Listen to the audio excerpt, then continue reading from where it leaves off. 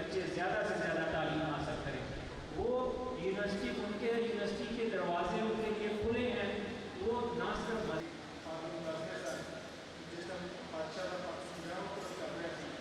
किस तरीके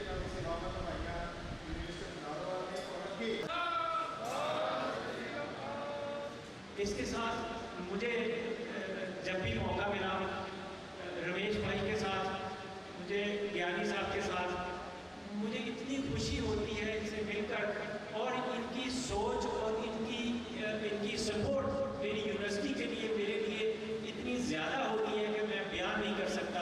उसके लिए भी मैं इन दोस्तों का शुक्रगुजार हूँ। इंशाअल्लाह किसी वक्त भी किसी किस्म की भी कोई तालीम या तहकीक के सिलसिले में ज़रूरत हो तो यूनिवर्सिटी ऑफ नारवाल आपकी खिदमत के लिए हाजिर है। इसके साथ इजाज़त चाहूँगा।